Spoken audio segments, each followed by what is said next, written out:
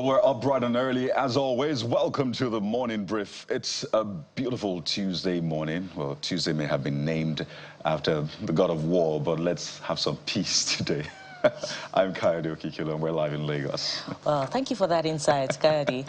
Did you know that what most people are trying to imitate is authenticity? So be you, be original, because that's where your value, maybe even your prosperity lies. Good morning and welcome to the morning brief. Just as Kayode and Jeffrey are always authentic. Hi, Jeffrey. Oh, thank you. And I don't even know what to respond to. I almost wanted to respond. I said, let me keep that for later. Welcome to the program. I'm Jeffrey Uzoma. One of the things, guys, I've been thinking about is it is important for people who think that they have values to begin to speak up as much as possible. I'm not so much on the social media. I don't know whether I'm social media shy or I'm just social media lazy. Like Kayode, who has the energy for all of that. Media. So I'm working at it. But I just think that I know we had discussed this before, and I think you mentioned it, and I totally agree, that it is who shows up that is counted. Absolutely. So sometimes when you say our leaders are this, that, or the other, the point is they showed up and they were counted. So if you think you have values, if you think you are intelligent, if you think you have something to offer community and society, show up. Because if you go to what's going on, if you see what's going on the social media, some of the people that are loudest, if we want to be fair, have no business opening their mouths in the social media to say a thing or two. But they are the big ones influencing other people. So for those of you who think you have values, it's not time to shut up. It's time to speak up. Well, Kayode, you go first. You're the king of social media here. What more do you want to add to that, really? I think it's essential to maybe reiterate what you just said. And it's as clear as it is, really. Just keep showing up. Imagine if the sun fails to show up. We know how we feel, right? But the sun said, you know what, I'm going to show up each day. And we know what happens as a result of that. So until you show up as light. By the way, I know a lot of people think I'm good, I'm the best. Why don't I get the opportunities and the rest? But you need to actually show up. Not until light shows up, then darkness essentially runs. But then you say, but I showed up yesterday, it didn't quite work out. There has to be that consistency as well. You don't just try once and you get tired. And I say the same for our nation as well. Maybe that's what I'll add to what Jeffrey said. Let us keep showing up for our nation. That's what we need. Well, nothing more to add except that whether you're showing up online or offline, well, this just pretty much ties up to where I started from. Be authentic, be you, and let's ensure that the social media space, the civic space is safe for everyone. Let's show up respecting the rights and the feelings of other people, because where your right starts or where your right stops is where another person starts. So let's show up respecting each other while we're at it. Absolutely. Kayode, just in addition, we always vilify or demonize politicians. You know the way it is. In Nigerian law, you're presumed innocent until you're found guilty by a competent court. But as soon as you become a politician, no matter what your reputation was, you're guilty of corruption by perception until you prove yourself otherwise. But there's something I like about politicians, which is what I want to take as a lesson, and I've taken it as a lesson for a long time. They have, I don't know what else to call it, unbridled optimism, crazy, audacious optimism. A politician will know in his heart of heart, I lost this election from the polling unit, but will pursue it to the Supreme Court. Spend his money. He knows, she knows, she lost. But somehow, something can happen in the courts that can be in his favor. I think it's something we can take away, not to give up. Just a little. Okay. I mean, lessons everywhere. I mean, you just need to look hard enough. And it's important to reiterate the issues we raised yesterday about respecting the rights of everyone. Exactly. And journalists as well. The case of the journalist with FIJ, Sojuku, is still out there. And we hope that the police will do the right thing. Absolutely. You can't abduct someone, as it has been said, by FIJ, not allow the person reach out to family for 48 hours, and still the person isn't in detention. That just smacks of illegality on the face of it. So it's important for the police to do what is right. What do we have for you on the show today? Quite a number. The truth is that today, Tuesday, April? Nah, May actually. The 7th is a good day to beam the spotlight on local government in Nigeria. We all live in one, absolutely. And there's a governance structure there. So how does it work? That's a big question. Who's heading yours? That's even a bigger question we want you to answer. What are their responsibilities when it comes to infrastructure, waste management, security, and the rest? Plus, how should you engage them? We tackled those questions on the show this morning. That's not all from local government administration, which also impacts on this next topic, with the concerns raised about increasing cost of healthcare in Nigeria amid rising cost of living and doing business. We speak with the Minister of State for Health and find out what's going on with the Tinubu government's promise to make basic healthcare accessible and affordable to all. Well, on the softer side, it's an industry that's been described as Nigeria's new oil well, capable of improving the nation's GDP by billions of dollars with jobs, platforms or expression for young and old, and so much more. But how is it exploration? How is the exploration and refining in the creative economy going? We found out how to convert all that energy to wealth with a guy called Drfoy. So, if you're not charged and ready just yet, you need to be. So grab a cup of whatever it is that works for you. If you're at the filling station trying to buy petrol, don't worry. Those talking points will come up on the show today as well. So stay right here with us. You can be a part of it, by the way, wherever you are, by sending us messages on WhatsApp and across social media, hashtag CTV Morning Brief, and that's the number right there on WhatsApp. So we're here for you. Let us be your gateway to the world. And as I always say, that's like the quickest way to get through to Jeffrey. Especially Bukola. But we'll go on this quick break. When we come back, Harry will bring you the top stories. Join us again.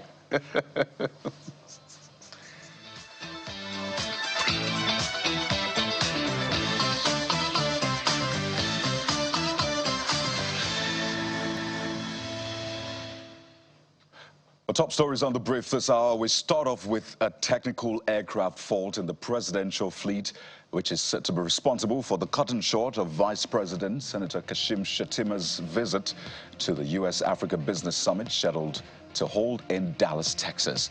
A statement by the Senior Special Assistant to the President on Media and Communications Office of the Vice President, Stanley Nkocha, says Senator Shettima was unable to make the trip, where he would have represented President Bola Tinubu following a technical fault with his aircraft, forcing him to make a detour on the advice of the Presidential Aid Fleet. The statement says the Minister of Foreign Affairs, Ambassador Yusuf Tugar, will now represent President Tinubu at the event, while the Vice President will carry on with other national duties. The President has been away for 2 weeks now. He left the country on April the 23rd for the Netherlands and a special World Economic Forum meeting, which ended on April the 29th. Well, the political face-off between Governor Similaye Fubara and the River State House of Assembly is showing no signs of abating. First, we started the seat of power, where River State Governor Similaye Fubara has criticized the attitude of members of the River State House of Assembly towards his administration, saying the members will cease to exist as legislators if he so decides. Governor Fubara stated this while addressing a delegation of political and traditional rulers from Bayelsa State who visited him at the Government House in PortHarcourt to seek an end to the political crisis in the state and an improved relationship between both states. Meanwhile, the House has been tackling the governor over the state's public procurement law, with the Speaker, Martin Amewule, accusing the governor of what he called financial irresponsibility and recklessness in the way he spends money without appropriation. The Deputy Speaker, Dimle Maul, asked his colleagues to veto the governor on the state's public procurement amendment bill.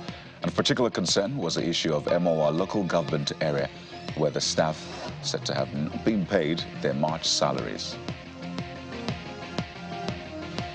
Staying with state assemblies, the Speaker of the Edo State House of Assembly, Blessing Egbebaku, has suspended 3 lawmakers over what he described as an impeachment plan to remove him and some principal officers of the House. The affected lawmakers are Donald Okobe, representing Akokwedo 1, so PDP, Braziamo Orion South, also of the PDP, and Adesibo Essa Northeast from the All Progressives Congress APC. The move was, however, rejected, of course, by the three lawmakers who insisted that their suspension did not follow due process.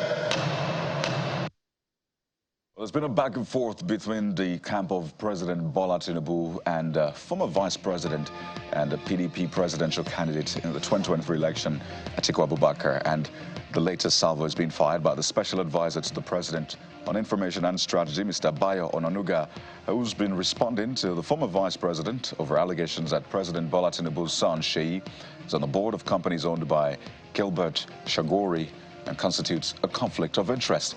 Mr. Gilbert Shagori is owner of High-Tech. The contractor awarded the contract for Lagos-Calabar Coastal Highway project. And according to him, as a former vice president, she joined the board of directors of CDK in 2018, more than 6 years ago, and not because his father is a friend of the Shagoris. Now, that's the reaction that's been coming from a special advisor to the president. And Mr. Onanuga goes on to say that when Mr. Abubakar was vice president of Nigeria between 1999 and 2007, he's reported to have maintained his business links with Intels that won major port concession deals. The president's media aide says Mr. Abubakar is waging a campaign of calumny against the economic fortunes and prosperity of Nigeria by trying to scuttle a project that will bring prosperity to 9 coastal states and the nation in general. Now, while that back and forth is ongoing, the Minister of Information and National Orientation, Mr. Mohammed Idris, says that there are no plans to host a foreign military base in any part of the country. Mr. Idris, who was reacting to reports of the media alleging that Nigeria is a possible target of relocation of the U.S. military base from the Niger Republic, says that the story is the work of rumor mongers looking for avenues to cause disaffection between the government and the people. I can tell you that the federal government of Nigeria has neither received any request to set up a military base or is even contemplating setting up one. I don't know where it's coming from. We think that this is not factual, this is misleading, and this is not patriotic. We feel that people should say what is right for our country. The federal government of Nigeria is not in any way contemplating or inviting any foreign national to set up a base. But of course, you know that we have collaboration and cooperation with foreign countries to fight insecurity in this country, and we continue to do that. But no such military base is in contemplation by the Nigerian government. Well, staying with security, bandits have killed 6 persons when the assailants attacked the Amber community of Sanga local government area, Kaduna State. The spokesman of the State Police Command, Mansir Hassan, said police operatives from Sanga Divisional Police Station and troops of Operation Safe Haven, upon getting a distress call, rushed to the community and engaged the bandits in a gun duel, during which one of them was arrested. Meanwhile, the member representing Jemaah Sanga Federal Constituency, Daniel Amos, said in a statement that 8 others sustained injuries and are receiving medical treatment at the hospital. Well, let's talk some business news now. The Central Bank of Nigeria, CBN, has directed deposit money banks in the country to start charging 0.5% cybersecurity levy on transactions. Well, this was contained in a circular dated May the 6th by the Apex Bank to all commercial, merchant, non-interest and payment service banks, as well as mobile money operators and payment service providers. Well, the Apex Bank said that the implementation of the levy, which does not apply to loan disbursements and repayments, salary payments, intra-account transfers, will start 2 weeks from the date of the circular. Well, outside the country, Hamas says it has informed Qatari and Egyptian mediators that it has accepted their proposal for a new Gaza ceasefire and hostage release deal with Israel. According to an official in the Palestinian group, the ball is now in Israel's court. Israel Prime Minister Benjamin Netanyahu said the proposal accepted by Hamas was far from Israel's basic requirements but negotiations will continue. Earlier, Israel told Palestinians to evacuate parts of Rafah as preparing for an assault, which we saw. Now, this is the latest twist in a war which began when Hamas gunmen stormed southern Israel in October, killing about 1,200 people and seizing more than 250 hostages.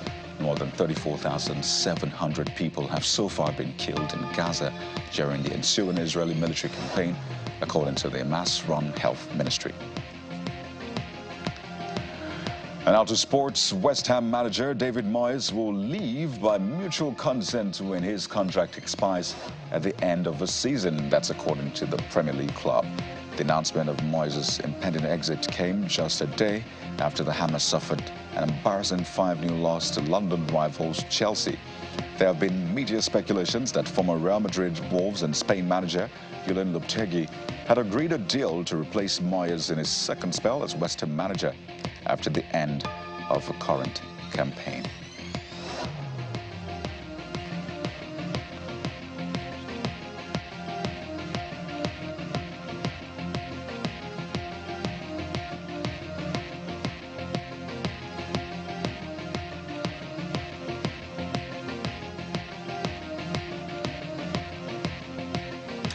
Well, those are your top stories at this hour, but this is just the tip of the iceberg, as they say. These stories and more will be forming the talking points on the show and during the day. So stay with us right here on the Morning Brief as we get into the big conversations. We're starting off with government and governance at your levels. Stay with us right here on the Morning Brief.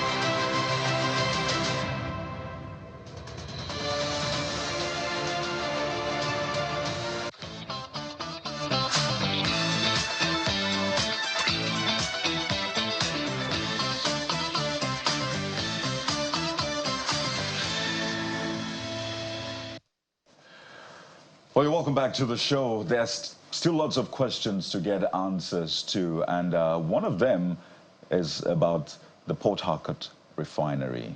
Remember that the PortHarcourt Refinery, according to the president last year, was meant to be running at the end of 2023.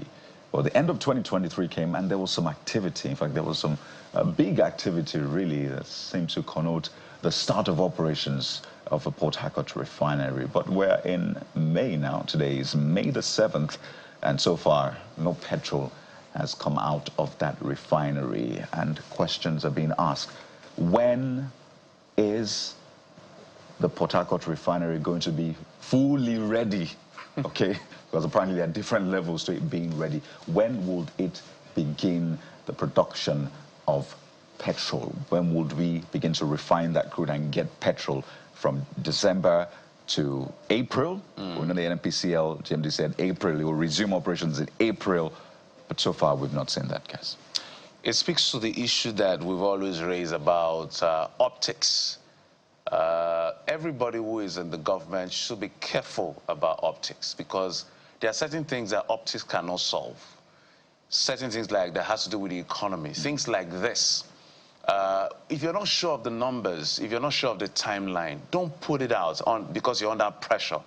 Nobody's going to kill you if you say the truth.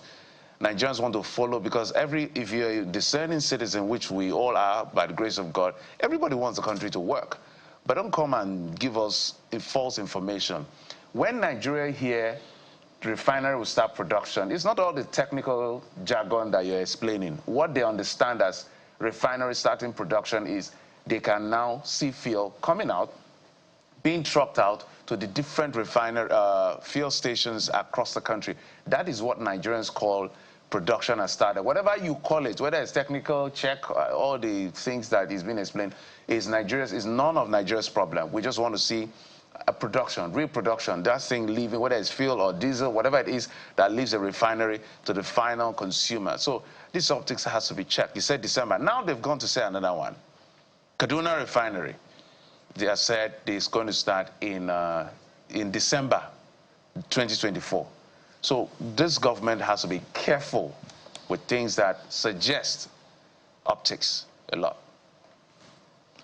Well, I'm not surprised that it's not up and running yet. Of course, you know, when that flag off was, you know, shown in such a grandstanding manner towards the end of last year, experts had, you know, told us to be cautiously optimistic, because indeed it would begin cracking. That's the engineering word. But there are stages for a refinery to eventually produce one of the last finished products, which is petrol. It will initially, you know, produce some of the first few products, and at that time, I doubt that the refinery had even received, you know, products, crude oil, barrels of crude oils in enough measure to cause us to be that optimistic. But it's important to ask the question, and we're asking, when will it begin working? Will it be towards the end of the year? Nigerians are waiting.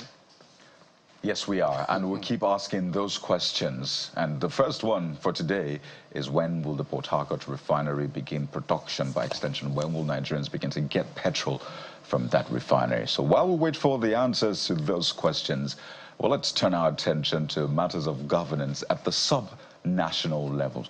We'll pay attention to the federal government, absolutely, but we shouldn't do it at the detriment of the others, and I'm talking about state and local government. So today, we're going to be asking you, do you know who your local government chairman or your local council head, whether it's a transition committee, what have you, do you know who is in charge, or what kind of structure is in charge? Well, let's tell you why this is important this morning. We're joined on the program by the Executive Director of Yaga Africa, Mr. Samson Itodo, who joins us live from the U.S. Good morning, and welcome to the Morning Brief. A very good morning to you.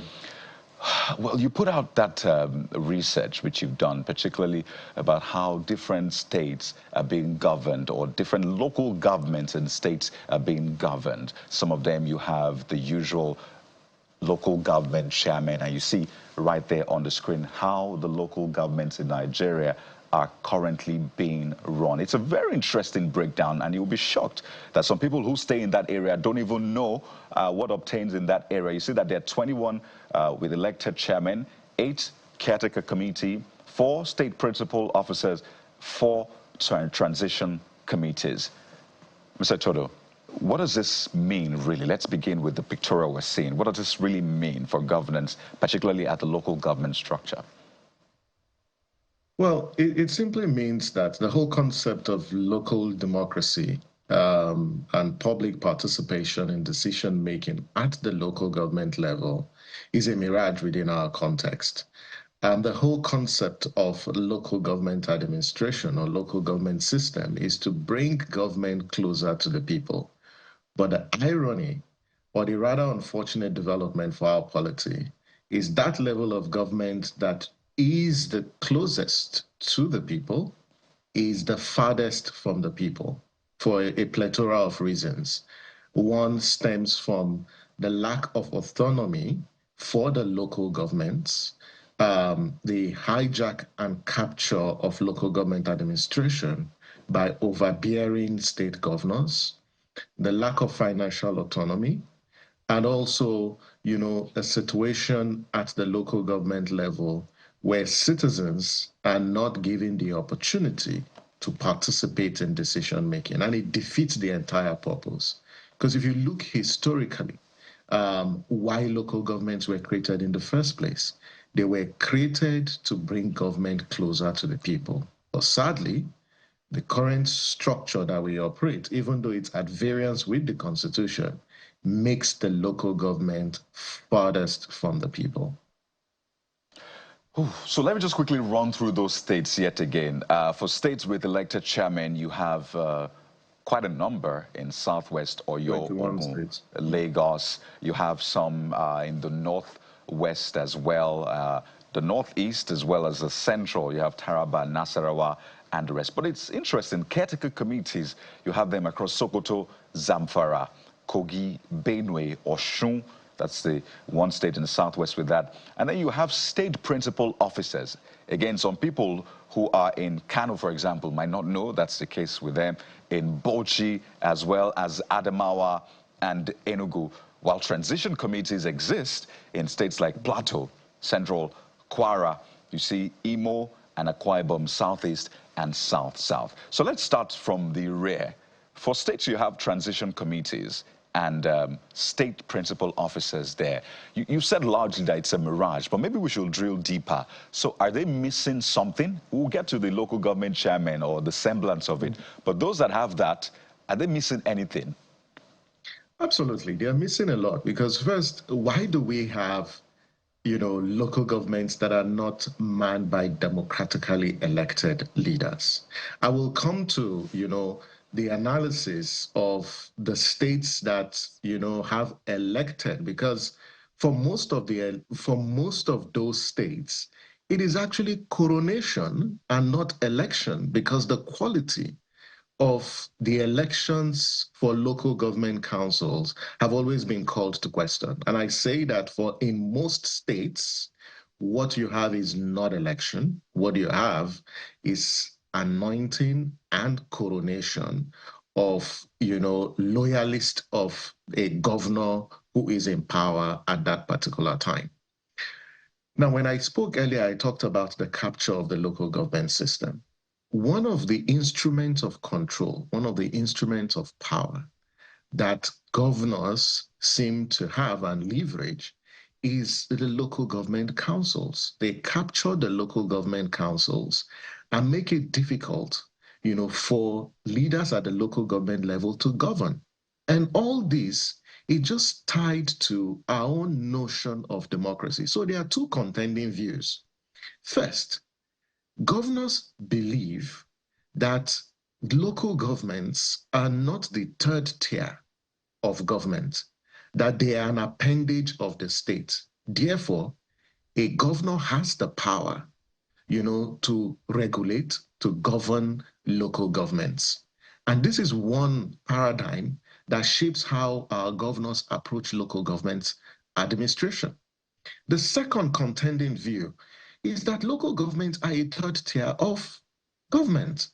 And therefore, by virtue of the provisions of the Constitution, that they should be manned by democratically elected, leaders, you see governors appointing, loyalists, their cronies, as local government chairmen. So when you have transition committees, it's simply the governors making a bold statement that they want to control how local governments are run.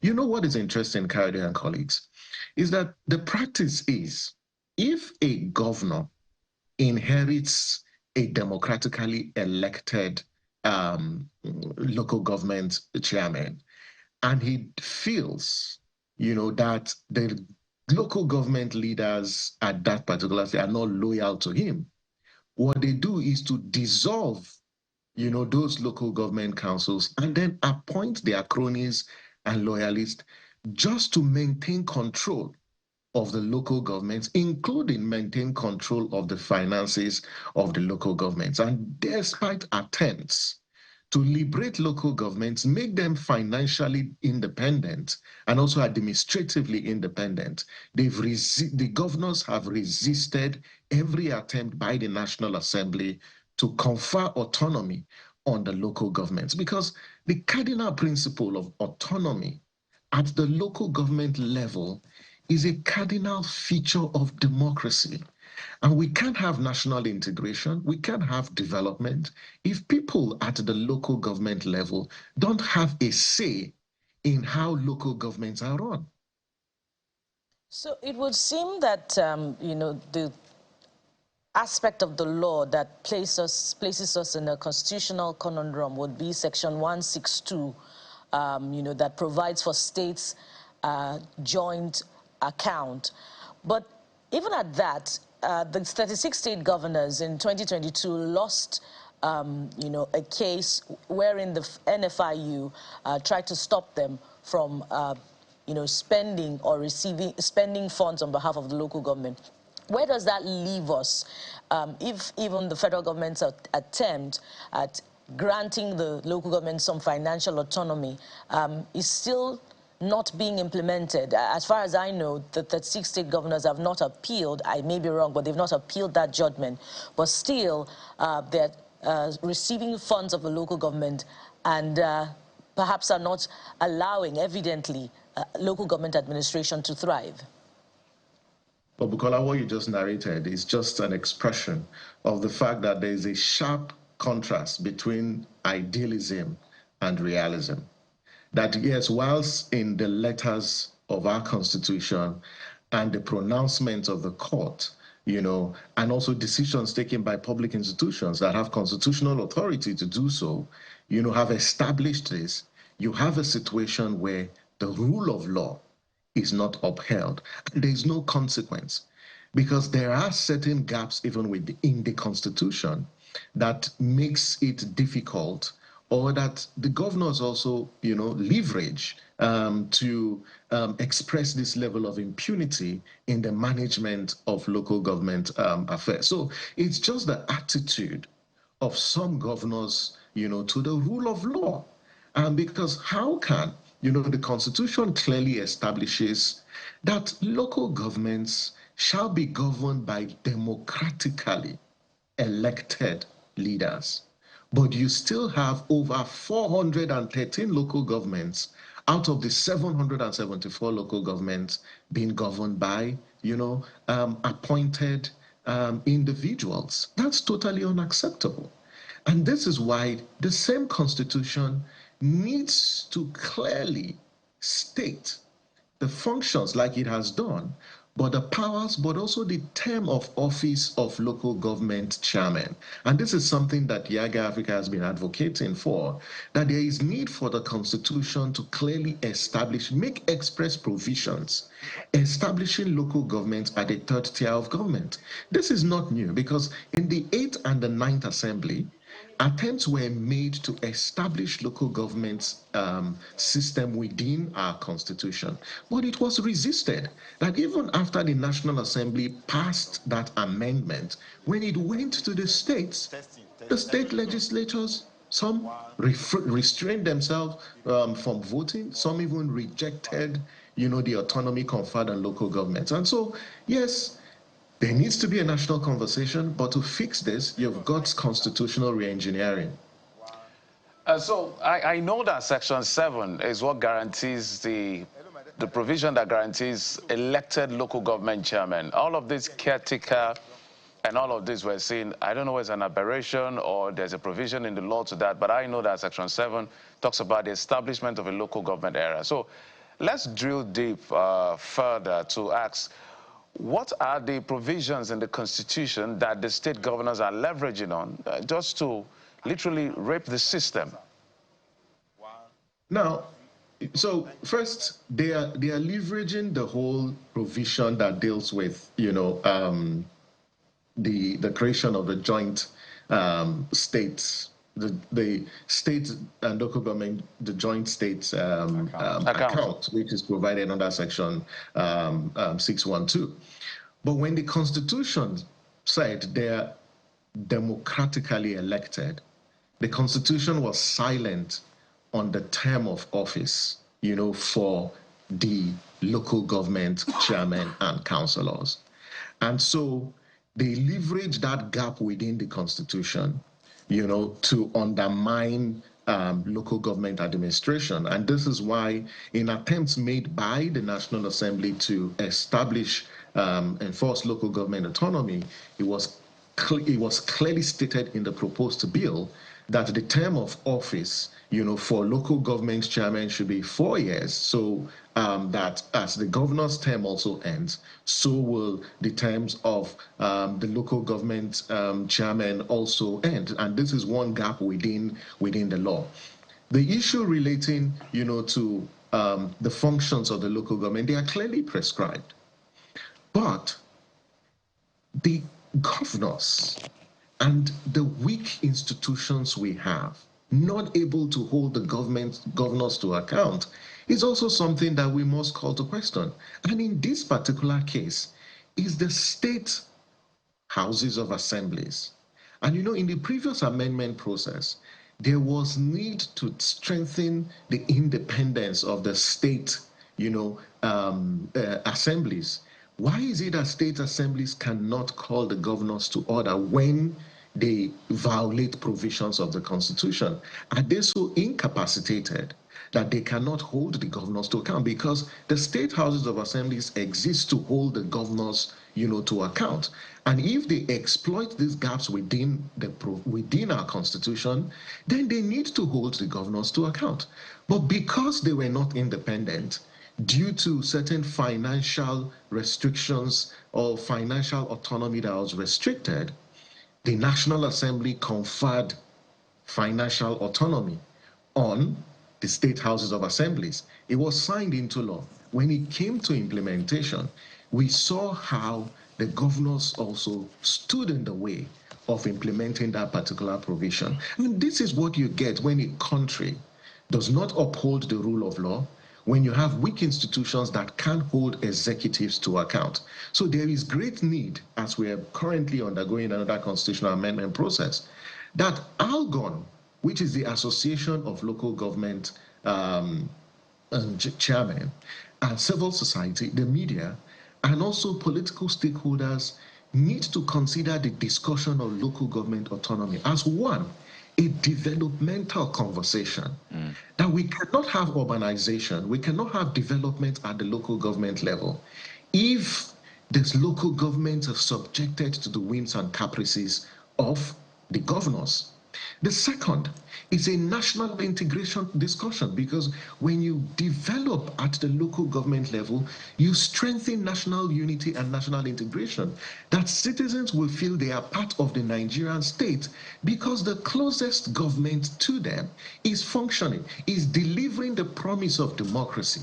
Their social conditions is being improved because they have leaders at the local government level that they elected and are governing to advance their interests.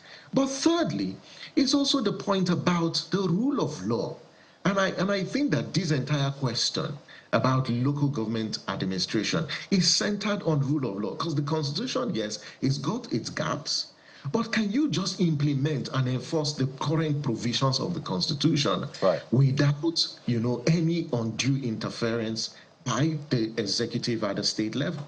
So I'll bring to you a typical case that we're seeing playing out in Rivers State, the back and forth between the governor and the state assemblies. Whether or not that is an ideal of how there should be checks and balance is another question entirely, because what we're seeing there is becoming more of a tussle now, a political tussle, and it's been described as a crisis, full-blown crisis. And what we saw recently, not just this recent veto, there was a previous veto that the Assembly actually essentially amended the local government bill that allows them to extend the tenures of elected local government chairmen by 6 months in the event of the inability of River State's Electoral Commission to conduct local government elections. So when we want to see the checks and balances play out in real life, would you say River State is an example of what we want to see? Well, I won't say I know it's a tricky one. Rivers politics is always tricky. It's a tricky one because I really don't want to delve into the political intrigues in Rivers State, but I'll restrict myself to the provisions of the law and what I consider, is ideal without particular reference to Rivers State. One, we need to ensure that this abuse of state control, needs to be limited, because one, as the executive, and one way, the governors capture the local governments is to stifle them of resources. Because if you don't have resources at a local government level, how do you implement, and perform the functions expressed in the Constitution? And so I think that, governors have a role to play in ensuring that they respect the autonomy that local governments, have with respect to their finances, but also uphold provisions of Section 150 of the Electoral Act that already establishes the procedure, for local government elections. Because if we talk about the elections for local governments, it's actually an aberration, not just of the Constitution, but of democratic practices, because none of those elections conducted at the local government level meets the test of electoral integrity, meets the test, of credibility, and also meet the test of transparency, because you can't have a situation where in one state, a governor conducts elections, at the states, and then one party sweeps all the entire election. Our results are actually written. So we can talk about local government elections, which is a key area of interest for us at Yaga Africa. But to your point, I think governors need to respect autonomy of local governments. State houses of assemblies also have a responsibility to keep governors in check. But state houses of assemblies must also do so within the ambits of the law. There you go. And also to add, which is why we're having this conversation, the people need to wield that power they have.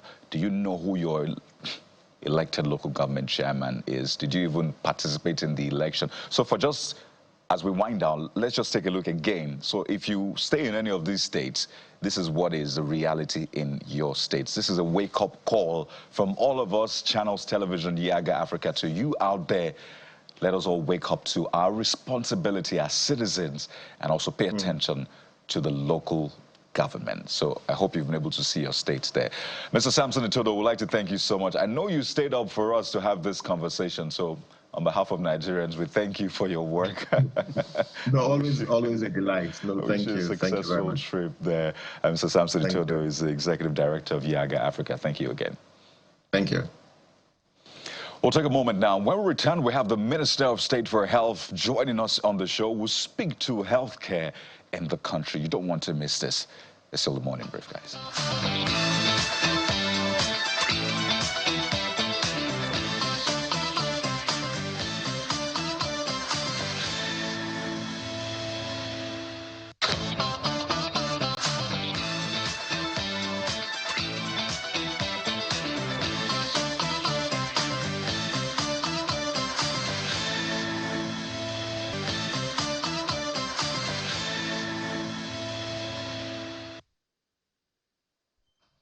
Welcome back to the Morning Brief on Channels Television. Now, that last bit of our conversation pretty much ties well into this next one. So what's the state of the primary health care center in your area, in whichever part of the country that you reside? How efficient is the service? What are the numbers, of healthcare providers that you find in that primary health care center? Is it comatose, or does it need rehabilitation? One of the government officials that will answer that question for us this morning, those questions, would be the Minister of State for Health, who joins us from our Abuja studio, Dr. Tunji Alausa. Good morning, Honorable Minister, and thank you for joining us on the program. Good morning. How are you? I'm glad to be here with you this morning. Yeah, we're glad to have you also. So let's start with the exciting bit of it. News about the release of, or the approval of 25 billion naira basic healthcare provision fund for primary healthcare centers across the country, about 8,000 of them. Help us understand how this will be disbursed, over which period of time, and how soon should we expect to begin to see the results of the disbursement of this fund for the rehabilitation of the primary healthcare centers? Thank you. Thank you so much. As you know, our focus and the present mandate to us is that we have to meet the universal target, universal health coverage goal. And we can't do this without strengthening our primary health care system. We have the Basic Healthcare Provision Fund, which is 1% of the consolidated revenue. Statutory allocation to that, the Basic Health Provision Fund has three gateways. 55% of the fund goes to the primary care center, primary care centers, 45% to the National Health Insurance Agency, and then 5% to our emergency services. So for this year, 2024 budget, it's estimated to be about 120 billion. So what we've done is that we release the fund quarterly. We have a ministerial oversight committee that meets to decide when this fund, how this fund should be used. So we released this first tranche of 25 billion. But what we're doing now, this fund, beyond the Basic Health Provision Fund, we also have a SWAP program, sector-wide approach program, which now basically means to expand the pool of money that will go into our primary health care centers as well as a National Insurance Agency, where we can have more coverage. I'll get to that in a minute. Now, with the Basic Health Provision Fund and a SWAP program, we're now aligning, coordinating better with our development partners so that we're eliminating the hyper-fragmentation that existed in the system before. Some of these development partners have allowed to pool money with us, and we're not commingling the fund. They're pulling money to us, and we're directing more funds to our primary health care centers. The ones that have not agreed to pool fund with us, we're aligning, we're talking more where we can align and direct those funds to where those funds are critically needed. So now, it's just not 25 billion naira alone that will be going to our primary health care centers. With the pooling of funds from our development partners, more funds are now going to be directed to our primary health care centers. And these funds will be used to improve facilities, improve those facilities, used in buying commodities as well as medications, as well as hiring more manpower. So all this will lead to strengthened and improved healthcare delivery at our primary healthcare centers. We've also gotten approval from the president that we're deploying more accountability in the way these funds are being managed. As this 25 billion, as well as the funds that are pulled from our partners, they will go to the primary care centers via our state health insurance agencies. Now, before they get the next tranche of money, they have to make return of how the last tranche of money they got was spent. So there's full fiduciary responsibility that is being pushed to the states and to the local government as we move along, because we want these funds to be well spent so that citizens of Nigeria will be the eventual beneficiary of these efforts. So the state insurance agencies will be the ones receiving the funds on behalf of the primary health care centers. Am I correct? Yes. Now, some of the, but the funds will eventually go to the primary health care centers. And you know, we just finished off talking about management of funds, of local government funds. If we related that to this, what's a system in place that will ensure monitoring of the use of these funds such that we can actually see it reflect in the rehabilitation of the primary healthcare centers? Very good. There'll be full oversight now. There'll be more accountability in the way these funds are being used.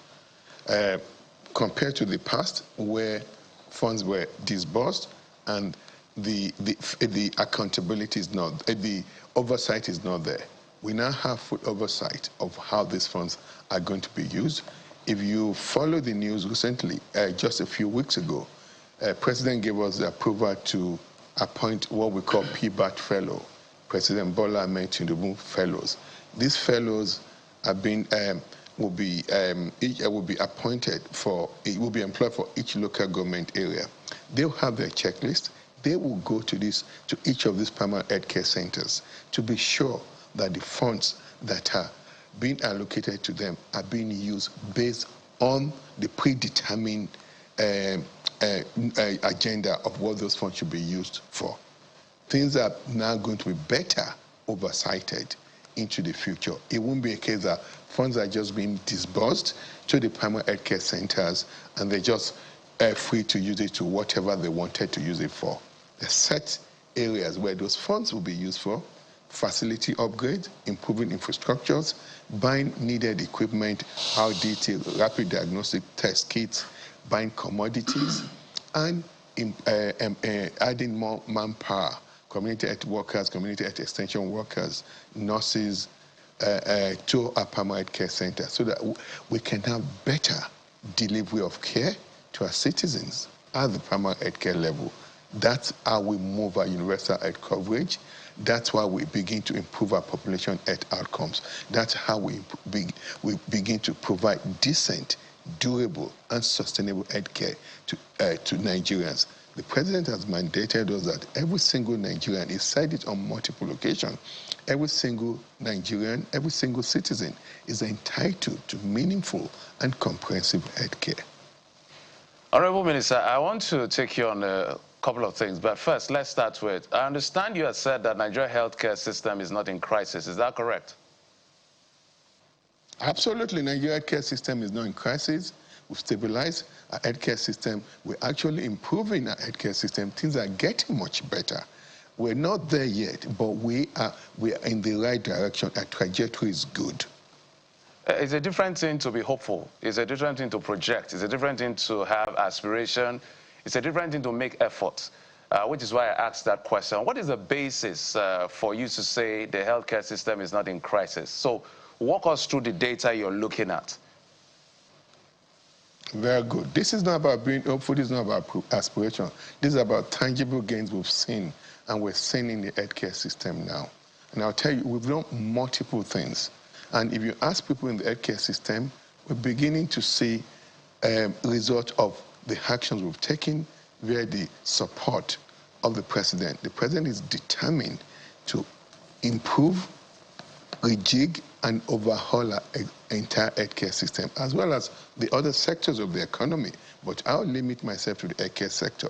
Now, some of the things we've done, I've said it before, we inherited crisis of human resource for health crisis when we came in. We've stabilized that. We've done several things. We've doubled enrollment, double admission into our health institutions. People go study medicine, medical laboratory sciences, nurses, pharmacy, dentists. We've doubled that. With nurses, we've significantly expanded the enrollment into our nursing school all across the country. We've brought more nursing school on board. We started with about 28,000 annual enrollment every year. We're now at 68,000. Before the end of this year, we'll be enrolling about 110,000 nurses into our nursing school. As we're doing that, we're improving and strengthening our healthcare system. We have the highest budgetary allocation in over 20 years to our healthcare sector. We're not there at the 15% budgetary allocation of the total budget to health. But where we started from, this is the highest budget. This 2024 budgetary allocation to health is the highest that we've seen in 24 years. And this money will be spent in improving infrastructure, adding state-of-the-art medical equipment to our hospitals, adding manpower to our hospital. And you know the president has already mandated the Salary and Wages Committee working on improved welfare for our healthcare workers, as well as all the workers in the country. We're working on that. Better benefit package to our healthcare workers. We've also engaged actively a diaspora population. They're very interested. We've had multiple meetings with them. In fact, lots of them, we're collaborating with them in areas of our medical education, even coming to support our manpower training, as well as other areas of coming in to actually even invest in our healthcare system. And you look at the confidence is up in the healthcare system, there are lots of bright spots that we're seeing now. People are coming into the country to get healthcare from other sub-Saharan Africa, from India, even from Europe. You go to several hospitals in Lagos and some of our capital cities. People are coming. The cost of getting surgery is cheaper here. People are coming to get cancer care. And we've built more, we're adding more cancer centers to the already existing one. The president gave approval not too long ago for us to build 6 new cancer centers, as well as add 9 diagnosis centers to all across the 6 geopolitical zones. These are in addition to what we already have. We're funding our hospital better. We're adding more equipment to our hospitals. Things are much better. In areas of research, we've moved to quickly inaugurate the National Health Research Committee, which is, this committee has a lot of Nigerians who have excelled in areas of research. Honourable Minister, I know that if we left you trials into the country. Pardon me to butt in. I know you can go on and on. Obviously, you know about this sector, but you know what they say: the taste of the pudding is in the eating, or if you want to do the taste of the moi moi is in the eating. So let's speak to the reality now. Would you say that our health sector is fully developed to that point that the president can stay back to seek medical attention? And if it hasn't gotten to that point, when will we ever get there? Okay, good. Health sector, improving the health sector is a continuum. Now, what we've done so much, with the support of the president, this is our best time. We have a president that's so passionate about improving our healthcare system. And he made campaign promises about this. And beyond that now, the president is meeting every single campaign promise he made to Nigeria on what he's going to do, on what he's going to do with the healthcare system, and also what he's doing with other sectors of our economy. Now, I'll focus on the healthcare sector. I'm telling you, we have a good healthcare system. Are we there yet? No. But we will get there with the way, the strategies, the energy, the political will that we've put in place. We're beginning to see improvements in our numbers. And you're saying that, are we at that point where the president will seek health care in the country? The president is already getting some of his health care in the country. I'm not going to come on national television to talk about private confidential information, but the president, I can tell you, the president is getting some of his health care in the country. And this is how far we believe in the health care system. About 6 months ago, a top government official who is in the cabinet fell sick. People were saying they should fly abroad. We had discussion with the president. We said, no, this healthcare system will service this top government official. And I personally said, I'll put this on my integrity. A said official was admitted to one of our federal medical center, critically sick. Today, they provided, at that time, every single care that she needed, that it's comparable to anything you get in any developed part of the world. She got that care. She got better. She's back at work. I was still talking with her. I still saw that official on Saturday. I was even joking with her. I was looking at her. Give me 1 minute. Right. I was looking at her from a distance. She looked like 20 years younger. And I said, I couldn't even recognize you. We're certainly happy for that government official, and it's cheery to hear that type. But I'm particular now. I'm saying that is it well developed to the point that the president can get all of his healthcare needs here? And when do we hope to get to that point? And on top of that is a question Nigerians have been asking. Don't they deserve to know the president's health status? I mean, he's been away from the country longer than the event he went for, and there are rumors here and there that he's gone for medical treatment. So shouldn't Nigerians at least know that this is where the president is, this is what he's doing? And we see in other climes, you hear the doctors of Joe Biden, for example, saying, this is a state of health, this is what's going on. Don't Nigerians deserve to know as well?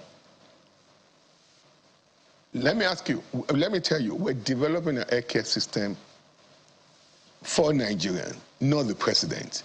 We have 220 million Nigerians, and that's what the president wants. We need to ensure that every single citizen of this country gets, whenever they walk into our primary care centers, hospitals, get very good care. So that's what we're working on. We're not developing an healthcare system for Mr. President. And I'll tell you, I'm not the personal physician of Mr. President. Mr. President has his personal physician.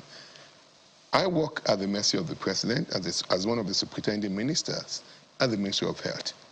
We have clear guidelines on what the president wants us to do to improve the healthcare system of the country. And that's what we're doing. The president has given us full, maximum support in getting this job done. And things are beginning to get better. And I will even now directly and frontally ask your question, is that healthcare developed to where the president can get his care in Nigeria? Yes. And I'll repeat, the president is getting some of his care in Nigeria. If you talk to the personal physician of the president, he's at liberty to tell you what the intricacies of what the president is doing. We have a president that is well, that is healthy, that is leading our country in the right direction.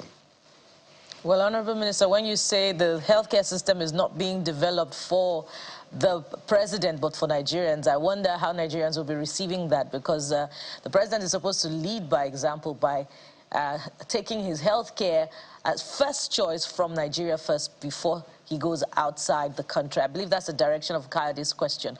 But let's get back to healthcare delivery.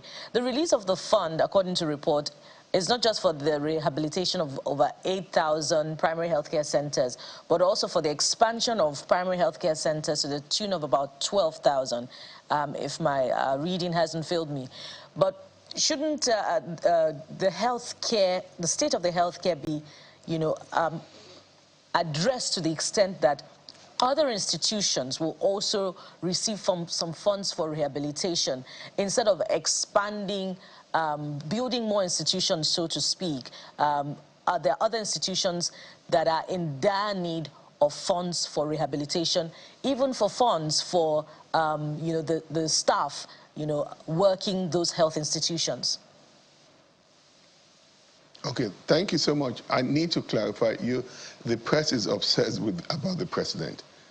And let me repeat clearly again, the president is getting some of his health care in Nigeria and is leading by example. The president is somebody that leads by example. He's a motivator in chief. The president is leading by example. So please be very clear, and I don't want any distortion in this information. President is getting some of his health care. President went to Saudi and went on official duty, and he also has a right to get some rest, to get vacation. This man works, the president works almost 16 to 18 hours a day. Please, we need to commend, we are lucky. We need to commend this president. He's a workaholic. He's working for Nigerians. So if the president wants to get 2 or 3 days off, to just get some rest, rejuvenate, recuperate, to continue to serve our country. Let's give him that privacy. And just not Honorable Minister, sending information that is not Honorable there. Minister. Let me now answer your question. Yes, let me answer your question. I'm going to answer it. Yes, go ahead. Give me time to answer your question, please. But I have to give me time to answer the question. She just asked me what we're going to do about the primary healthcare system. Today, we have about 34,000 PHCs in the primary care centers in the country. We have about 8,000 of them working. What we're going to do, we've mobilized funds to rehabilitate and expand the number of primary health care systems to about 17,000 in the country. We're moving more funds. We're being innovative in the way we create more domestic resource mobilization in funding our healthcare system. So beyond adding about 8,000 more for us to get to about 9,000 more primary healthcare centers to the existing functional 8,000 to get us to 17,000. We're also investing more in our federal tertiary hospitals. We're collaborating more with the subnational government on how we can help them to improve infrastructures, equipment in their hospitals. We're also partnering with states in building models. Like if you heard about in January, we're working on a pilot program with Lagos State government where we would expand the number of doctors being trained each year to about 1,000 to 1,500 medical students, as well as hundreds of pharmacy students, dental students. We're using all the existing general hospitals in each of the 3 senatorial districts, in each of the old 5 divisions, congregating them into medical institutions and deploying technology in how students will be trained. So we're doing a lot. We're collaborating with all our subnational government as well as the local government areas.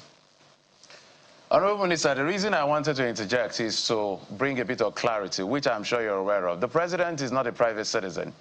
The president asked for this job. Nigerians gave him the job. The president is accountable to the Nigerian citizen. Everywhere the president goes, the people must know. It is what is required, because if anything happens to our president, that is the head of our sovereignty at the end of the day. So this is why we're asking the questions, and we keep pushing that that particular question. As much as the president has a right to his privacy, to go take some rest, Nigerians need to know that he's going to take some rest. Just like he informed us, I'm going to Saudi Arabia, I'm done with Saudi Arabia, this is where I'm resting. Nobody's going to poke into that. But the fact that we don't know where he is and nobody's explaining is why people are asking questions. And Nigerians deserve to know where the person they elected is every time, whether it's resting or it's taking medical care or whatever it is that is going on. We needed to make that clear.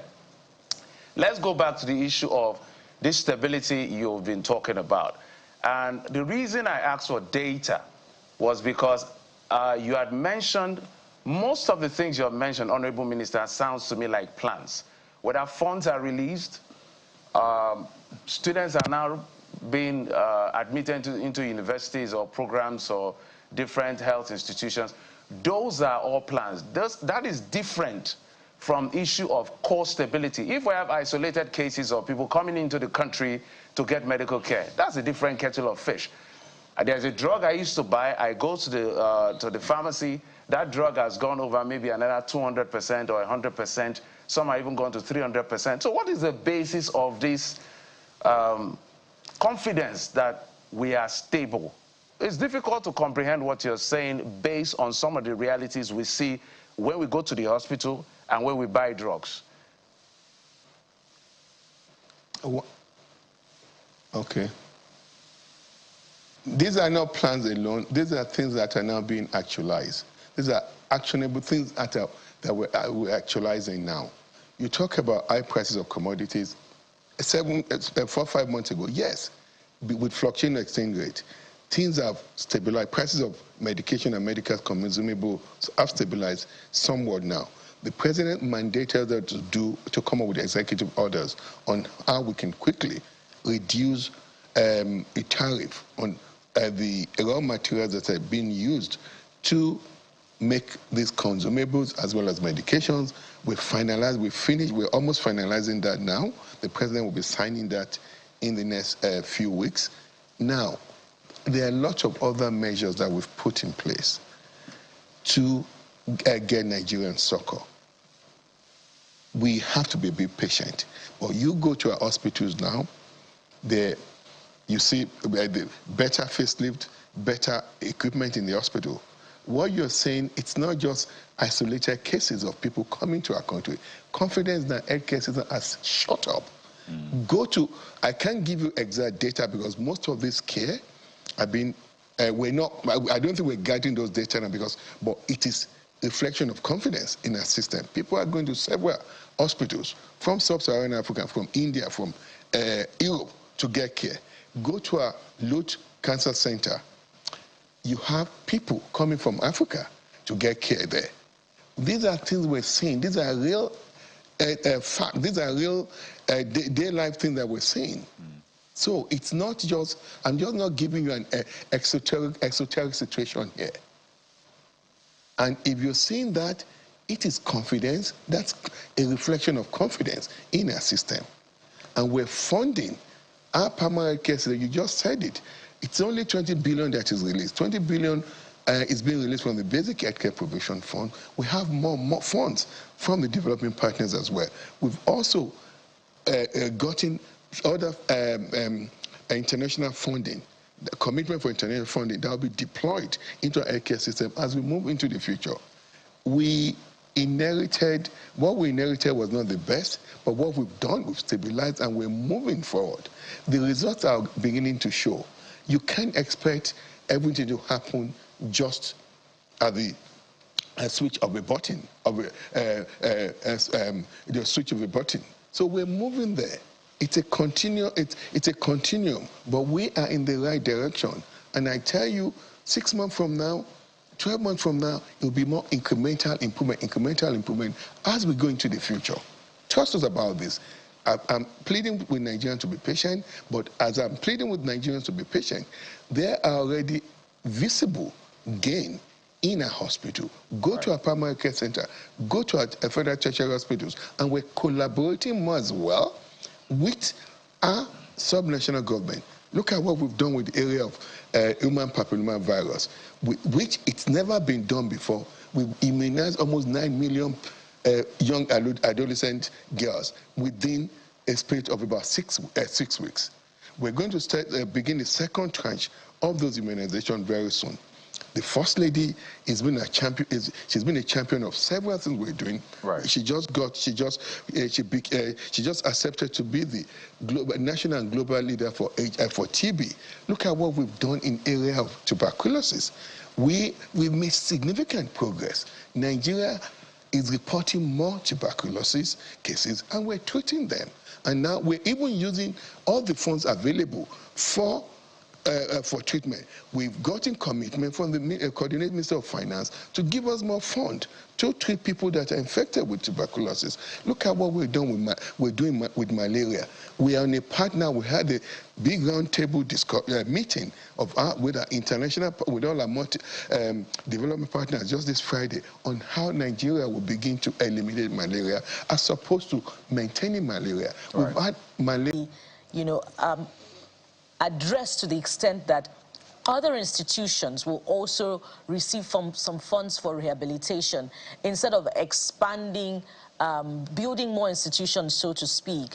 Are there other institutions that are in dire need of funds for rehabilitation, even for funds for the staff, working those health institutions? Okay, thank you so much. I need to clarify the press is obsessed about the president. And let me repeat clearly again, the president is getting some of his health care in Nigeria and is leading by example. The president is somebody that leads by example. He's a motivator in chief. The president is leading by example. So please be very clear, and I don't want any distortion in this information. President is getting some of his health care.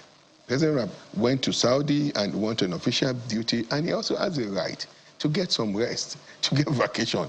This man works, the president works almost 16 to 18 hours a day.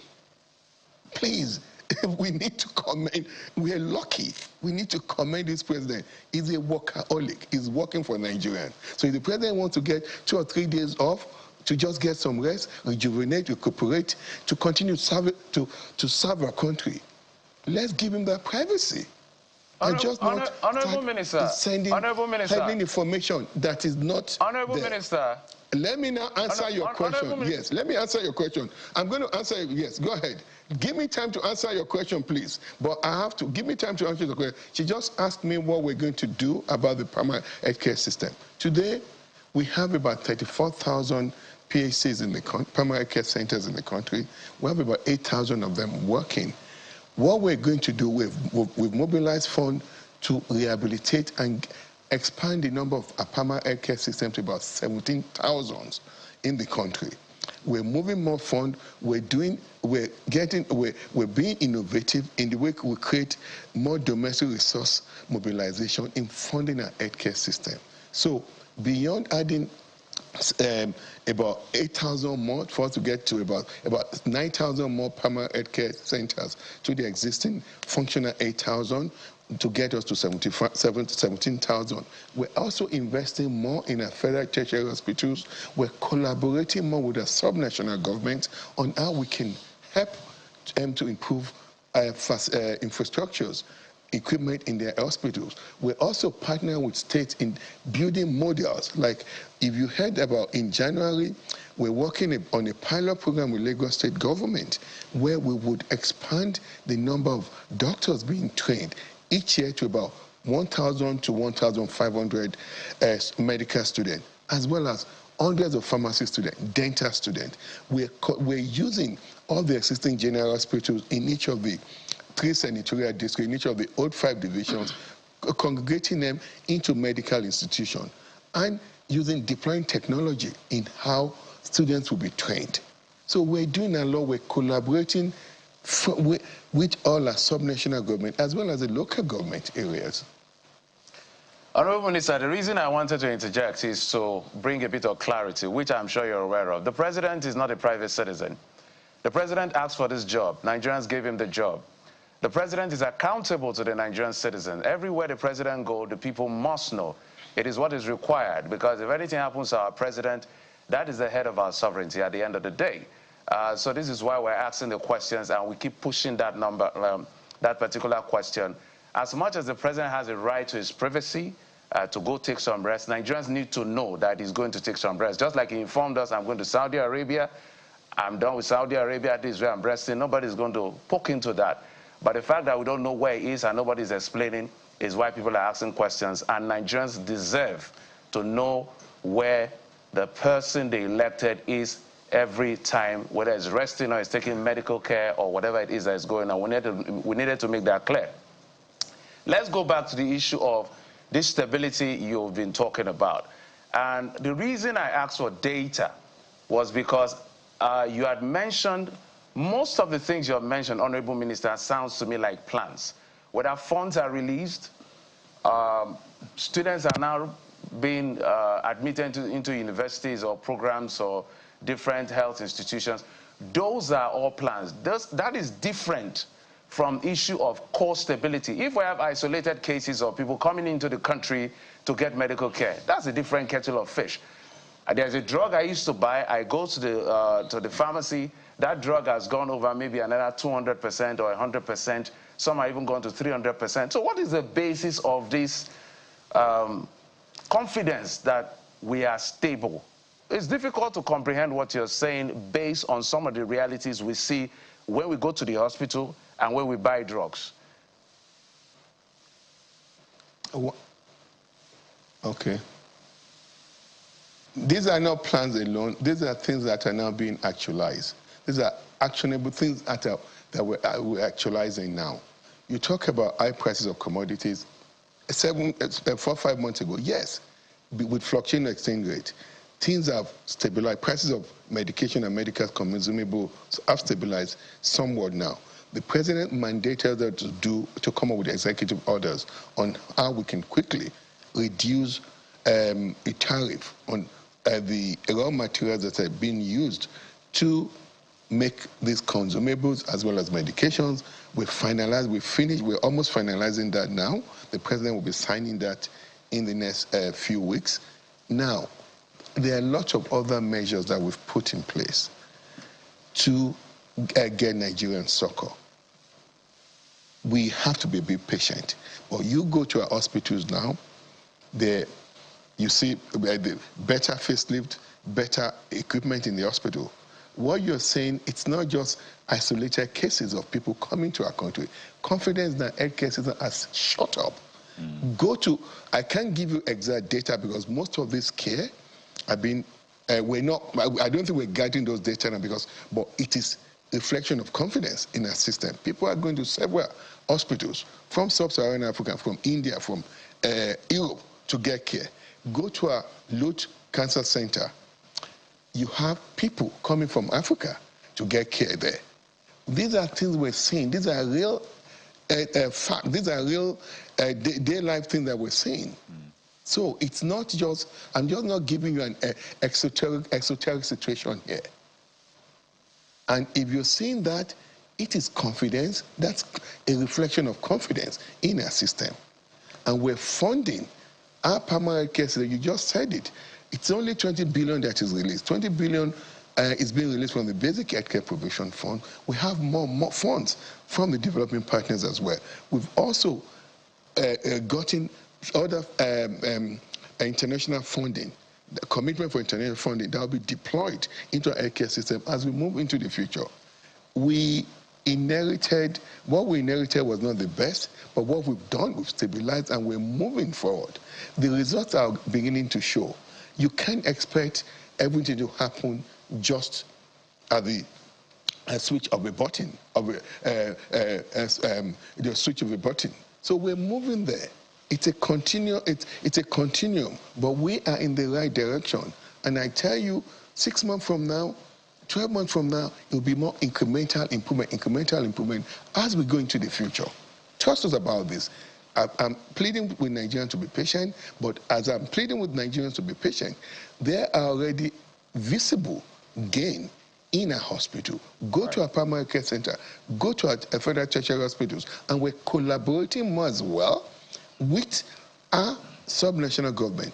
Look at what we've done with the area of human papilloma virus, which it's never been done before. We've immunized almost 9 million young adolescent girls within a space of about 6 weeks. We're going to begin the second tranche of those immunizations very soon. The First Lady has been a champion. She's been a champion of several things we're doing. Right. She just accepted to be the national and global leader for TB. Look at what we've done in area of tuberculosis. We've made significant progress. Nigeria is reporting more tuberculosis cases, and we're treating them. And now we're even using all the funds available for treatment. We've gotten commitment from the Coordinating Minister of Finance to give us more funds to treat people that are infected with tuberculosis. Look at what we're doing with malaria. We are on a partner. We had a big roundtable meeting with our international, with all our development partners just this Friday on how Nigeria will begin to eliminate malaria as opposed to maintaining malaria. Right. We've had malaria. We've had the malaria program since 1948. The first malaria conference was done in 1950. Today, almost 70-something years after, the Nigeria still has the highest burden of malaria in the world. But what has this government done? We've sat down, put clear strategy together on how we will eliminate malaria in our country. We're doing so much. All right. The results are showing, but the result we're going to be seeing the maximum effects of several of these interventions that we've put in place. We have a futuristic government. And as we're doing this, we want sustainable. The president has mandated us that everything we do has to be sustainable into the future. When this government comes in, 8 years from now, they'll build on what they'll just build on what they base. Honourable Minister, I see what you did there. So we've not gone through another election cycle. I see what you've done there. You've added an extra 4 years. But we'll talk about the politics when it's time to talk about the politics. We're still doing 4 years for now, Honourable Minister. But I'd like you to give us targets as well, and I think you've tried to do that as much. So for malaria, for example, you can tell us when this government is looking to eradicate malaria, if it's planning to within this 4 years. That's on the one hand. On the second hand, you mentioned tertiary institutions or tertiary healthcare institutions. And one example that will come to mind, naturally, is UCH. That's University College Hospital in Ibadan. UCH, I mean, if you know UCH then, which I imagine you know, UCH was a reference point, even not just in Nigeria, but in the region, the West African region and beyond. But right now, with personal experiences and reportage, it's dilapidated a lot in terms of equipment. You have people who want to do surgeries and they cannot. They have to go to another place, or they wait and wait and wait in line. And they had power situation, Honorable Minister. The power for UCH was cut a couple of times in just a few months with the huge power bill. That's UCH, the biggest, and it's meant to be the best. So when you say again that we're seeing gains, people look at UCH and they say, well, we don't see those gains. Okay, thank you. You've asked several questions. I'm going to come to the malaria question in a minute. Let's talk about UCH. You know, there's social media exaggeration of what's happening. And what you've just said about people going to UCH and staying online and not getting surgery, that's absolutely false. No, I'm talking for, Honorable Minister, I need to come in here. Friday. I am talking from an experience that I'm fully aware of, and this is not social media, and I beg to disagree with you on that. Okay, let's not get into the argument, but let me tell you about the facts on the ground at UCH. I was just there last Friday. There's been huge investment in infrastructure upgrades in UCH. I toured the hospital. SDG, we have an amazing lady, special advisor to the president on a sustainable development goal, Princess Orelope Adefulere, who has invested a lot of our time and resources in supplementing what we're doing at the Ministry of Health. She also has other things she's doing with education and other part of SDG goals. But I can't even tell you how much fund of SDG funds that went into UCH improving the infrastructure. I went around. I went to the ICU. Please, I'm pleading with you. Go and do physical visits at this hospital. Go to UCH. I went there. Functioning ICU, 16-bedded ICU, pediatric ICU, human resource for health is not a problem with them. They're doing multiple surgeries a day. They're attending to thousands of patients every day. Their facilities has been so uplifted. I went to the wards, clean wards, new beddings, new bed sheets, new multi-parameter monitors all across the hospitals. Please do the government a favor. You do site visit to these hospitals. In terms of energy, okay, they had issue with energy. We talked with a power minister. That's been taken care of. Then we're also working on into the future on what we're going to do. We're trying to get some intervention funds for all our hospitals now to support their energy needs. As we do that, we're also trying to create a budget code for them into the future where they'll have special dedicated funding for energy so that they'll have continuous energy supply in our hospitals. Where as these problems are coming, we're giving short-term solution, but as well looking at long-term solution to this problem so that they're not going to repeat themselves. Now, about giving you a target on when malaria will be eliminated, I'm not going to come on national TV to lie to Nigerians. It's a process. There are a lot of tools that we're going to deploy in a process of eliminating malaria. And if anybody tells you, oh, malaria will be eliminated in 2 years, 3 years, it's a lie. But as we continue to go to our malaria, deploy all the tools we have in our elimination strategy, the burden of malaria will slowly go down. We're targeting areas, states that have the highest burden. Some of the states already have low burden of malaria, prevalence rate of about 2%, while we have some of our states with a prevalence rate of 54%, which is the highest in the world. We will target those first. We have various tools in our armamentarium that we're going to use. Surveillance at the community and surveillance and control at the community level, prevention, case management, and also vaccine, as well as vector control. And with vector control, there are several things we're going to be doing. Lava source management, indoor residual spraying, using more aggressive in the use of a net and a bed net, so that, and better education as well, better advocacy. So we have all these plans that we're working on. There are plans, and some of them are we're already acting on several of them. If I may come in, there's so many things to touch on with you, and because of the nature of the subject matters at hand.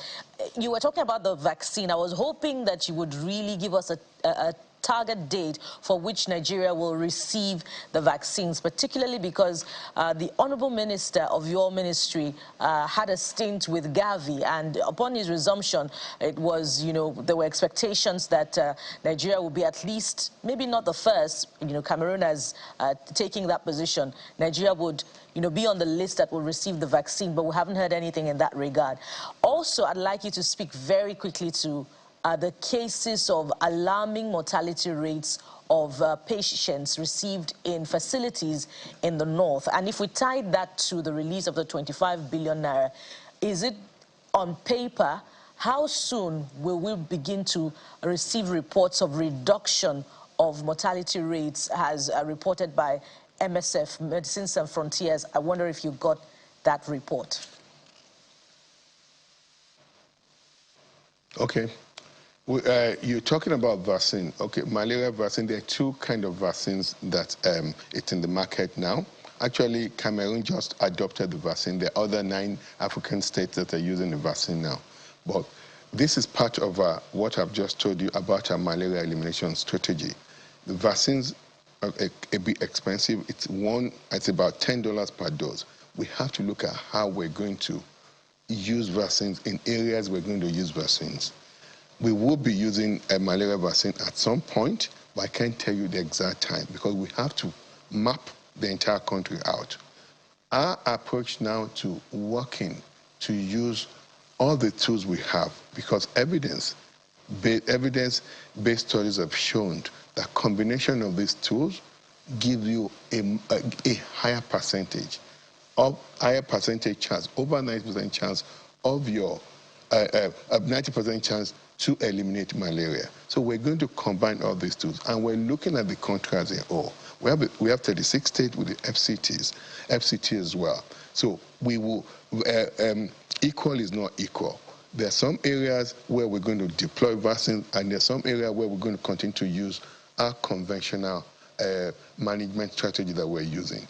We will get to using vaccine, but I can't tell you the exact date when we will roll that out.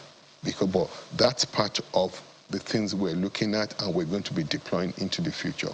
You talked about mortality rate. What exact mortality are you talking about? Are you talking about maternal mortality rate in Nigeria, which the high number that we have now is not acceptable to us as a government. We've put, and that's part of what we're doing as part of an aggressive strategy to crash this high maternal mortality rate. We're educating, we're retraining over 120,000 frontline workers. That has already been started. We've changed our algorithm that we're using to care for various of these causes of maternal mortality rate, hemorrhage, infections, anemia in pregnancy, high blood pressure in pregnancy. We've updated our protocol, as well as the other protocols we're using to manage our children as well. And we're deploying more resources into these primary care centers. We're adding more manpower into our primary care centers so that we can tackle this high mortality rate. Obviously it will take time for us to start getting the data of our improvement, but we've put several of the solutions in place to tackle a high mortality rate, as well as even tackling the high cause of mortality with malaria. We're giving sequential chemoprophylaxis to our children, and you go to the north now, mothers are reporting that our kids are not getting sick again because of the sequential malaria chemoprophylaxis that we're giving them. So we're doing a lot. We do hope and that... I want you as well. We hope, Honourable Minister, that the reports that will come out from these areas in the coming days will match some of the efforts that you've talked about on the program today. We know if we left you, you would go on and on. Let's help you manage your time. We know that you have a flight to catch. But we'd like to thank you so much, Honourable Minister Dr. Tunji Alausa, for your time and for answering all of our questions. Thank you so much for your time on the program. Thank you. It's my pleasure, and thank you anytime. And from here, we switch on to what we always call the softer side of things as we look at the prospects of the creative economy for Nigeria. Stay with the Morning Brief. We'll be right back.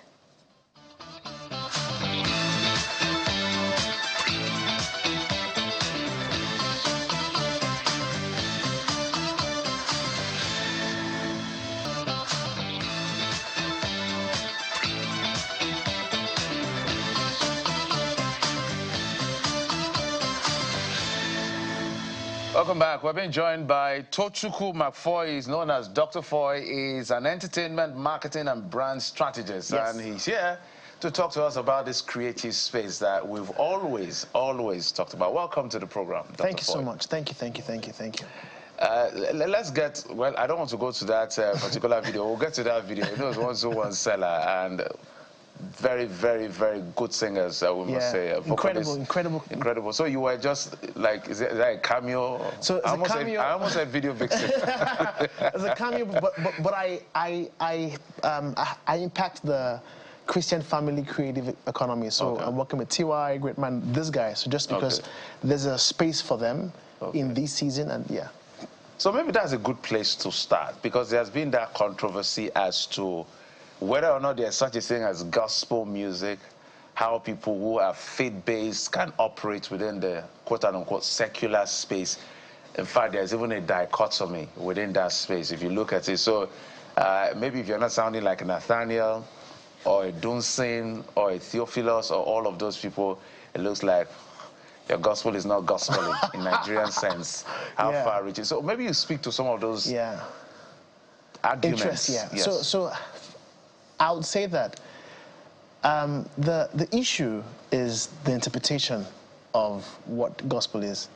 Most people don't know that secular means not in religion.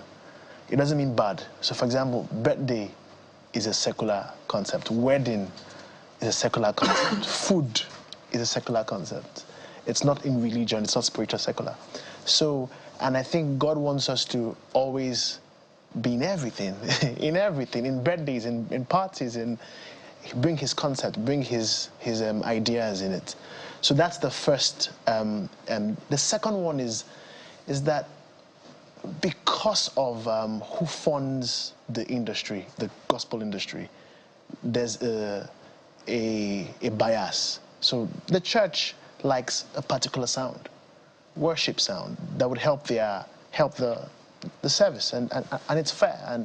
But we also need to understand that aside Sundays, there's Monday, and there's Tuesday, and there's Wednesday, and there's Thursday, and there's Friday, and we need sounds that can appeal to TikTok and Spotify and Instagram, things that can align outside Sunday. So there's a space for both of them. It's just we have to take it on with joy, with love, you understand? No, they're both valid. It's just how we approach it.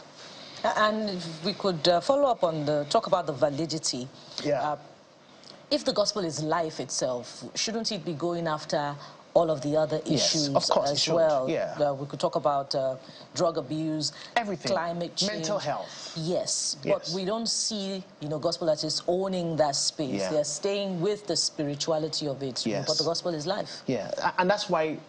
So I used to work for MTV years ago. I used to work with Viacom Paramount. I used to work for Budweiser, and I used to work in the lifestyle space, and I realized that there's such a vacuum in that space. I used to work as head of content, head of production, head of business across different industries. And the median age of Nigeria is 1920. So it's a youth culture. And to speak to the youth, you must be in their face, with their sound, in their conversation, with their tone, with their language. But I think that people are rising up to take on that that ecosystem generally, yes. I want us to get a bit personal with you. Yes. We're talking about your work. Yeah. Doctor, is it like the doctor? No, medical. You're a medical doctor. Medical. So just to put it on the record, years, you're a medical doctor. Medical doctor. So whatever happened? My parents can't be watching this. Okay, Daddy, Mom, please turn off the TV or turn the volume down. So I read medicine. I think the greatest gift from medicine was I met my wife. And that's it. And that's it. She's a doctor. We both did our housemanship in Yaba Military Hospital. I met my wife. She's still in the medical space. That's major. That's a life. I need to pause you for a moment. So you got MBBS and you got WIFE. My brother, which one is more? They're both 4,000 now. But then I also, I must say this, I have a passion for mental health. Right. And it's a key conversation in this era, mental health. I've done a few courses in mental health, and there's a major play with the barrage of media and the younger ones. There's a major play in depression. There's a major play in burnout, in trauma, in addiction. So yeah, so I plan to use entertainment and the creative economy to drive some mental health projects, and that's a good win for me. So when did you figure out that this medicine is not medicine? I don't know why. Okay, it was Jeff that brought that and said, "Oh, it's the creative economy that is creative in." In my house job, I got a call from Amin Musali, the head of Cool FM, and he was like, "We need a doctor to come and do a health show."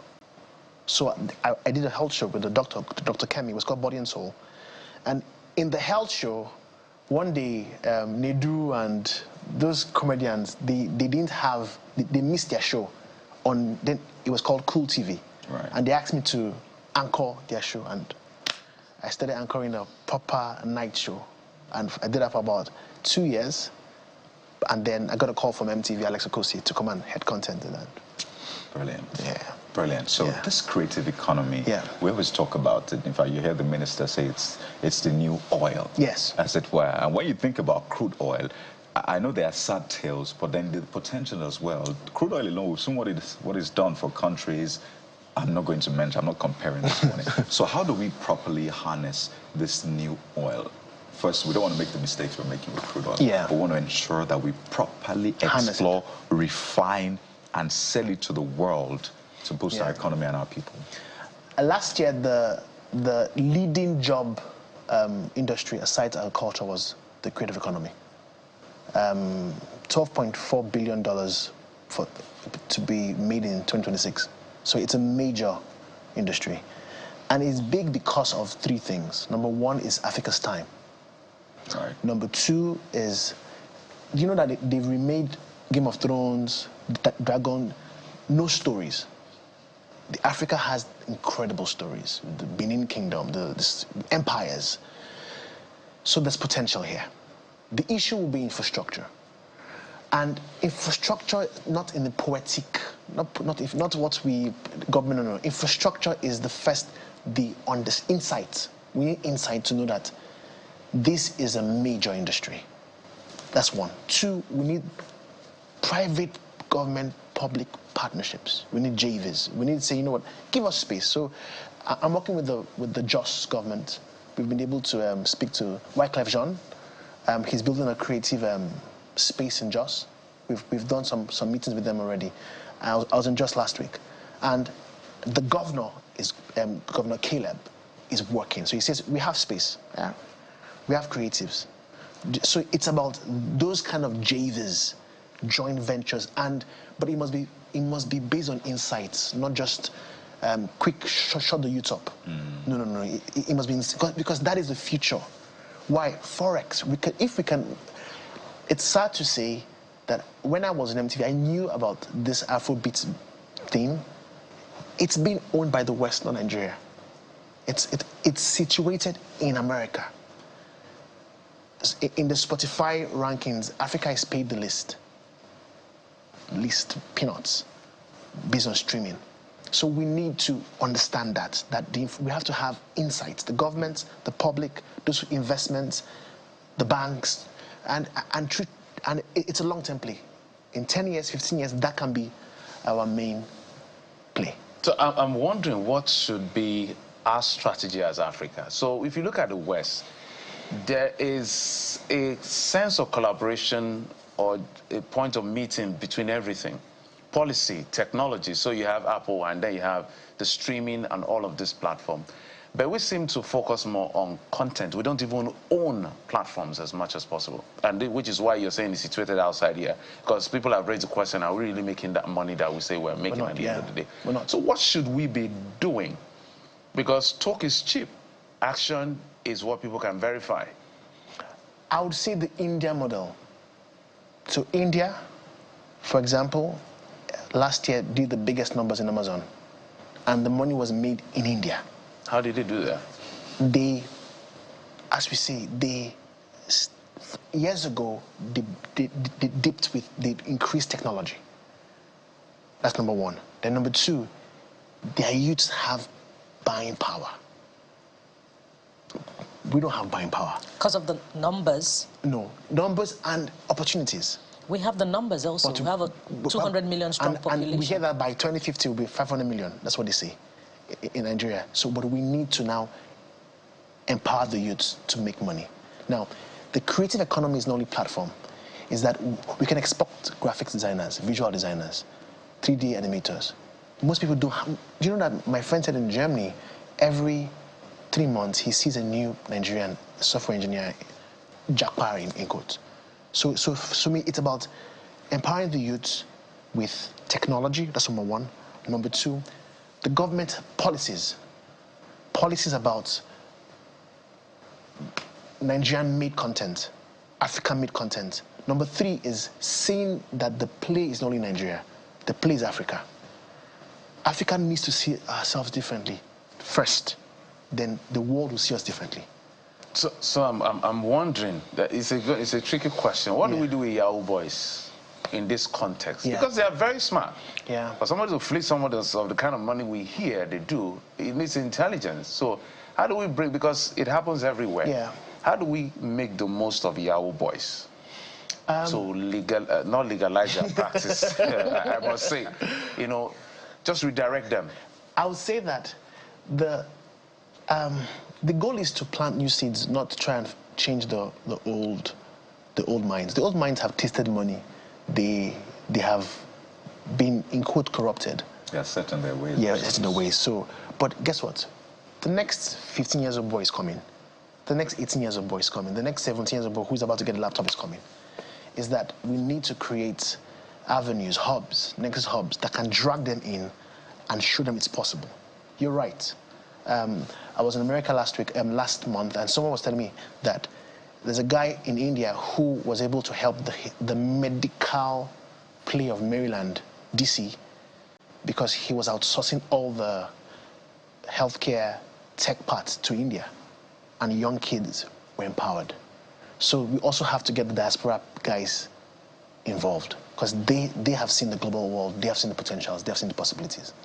You know, listening to you is getting me excited. I don't know about Kayode and Jeffrey. You talked about, you know, the partnership that you are initiating with the Plateau State government, yes, bringing in Wyclef Jean. Yes. It reminds me of what former president photographer is doing with his creative hub, yes, in Unilag. Madhouse. Yes, Madhouse. So where is this leading us, such that we know that we're not moving without motion, movement without motion? If India is making so much from Amazon, we also have the numbers. Yes. But as far as the creative economy is concerned, we're always moving towards seeking the validation of the West. Either it's through Oscars, or it's through Grammys, or it's through BET Awards. You know, for instance, where are our own structures besides AMFVCA? There's nothing else, you know, that is the platform of reward for Nigerian creatives. Now, I'm going to be very sincere. Now, I'll bring back my mental health part to it. Thankfully, the headis is back from Atlanta to Nigeria, because I didn't know what was going on. But there's a word I learned in mental health. It's called collective consciousness. It means that if all of us here agree that this cup is blue, it becomes blue in our minds. because of consciousness is about an agreement. But the worst kind is something called collective unconsciousness. Is when some people use media and wisdom to plant seeds and begin to sell an idea to the collective unconsciously. The West have that power. They've been able to sell Hollywood, they've sold music, they've sold Grammys. So collectively, unconsciously, we think that is the power. And to change collective unconsciousness, it takes time. It takes people agreeing with the government, it takes policy, it takes a leader, it takes leadership, it takes something like Mandela to drive that. Because the truth is, I work with artists, I work with creatives. All they want to do is go abroad. Because collectively, for years, we've been sold over and over again that that's where it works. But I go there, and they are singing Afrobeats. I've seen white boys dancing Afrobeats. I'm like, kele, kele, kele, I don't want to kele. So yeah, so that's the scope. Collective consciousness. Yes. It's interesting, particularly when you now look at the future. So the seed analogy you gave is quite important. If it will be 400 million in 2050 or between 3 and 4, then we need to start planting those seeds because it will become a forest. That hopefully it's a forest we can control. So I want you to speak to the young person out there or the old person out there. We're not leaving you out because you've seen these days that even older ones are very savvy with social media and they have a gift. Or they think they have a gift and they want to go through that process of putting out their content, refining themselves, making something out of their lives, and maybe going to medical school as well. Education is very important. What is the, as we always say, the toolkit they need? How do they need to progress, approach their skills, their talents, social media, and the rest? I'll say that 4 years ago in MTV, no, 7 years ago, we would never have predicted that a guy called Nas Boy singing, one comedian on Instagram is doing streams on the same level as Joey Boy. The world has changed. There's potential. There's no middleman. Work your TikTok, work your Instagram, understand it, be consistent. Don't create for Africa or for Nigeria, create for the world. So always think global, but always act local. That means local, global. And secondly, I'll say that we need collectives. So try and, if you can, get a team. That's it. Who are the people, two things I need to follow up with. Who are those people that should be on your team? One. Two is, how can they start to monetize at different levels? So there's a level of, you have thousands or hundreds of thousands of followers, millions of followers. You know, there are different levels, So how can you monetize from 1,000 followers? If that's possible, how can you monetize at 50,000 followers, hundreds of thousands? Leave the millions people. Let's start. On your team, a person who can help you make your content into cash. So find people who are strategic, that are not like you, but are for you.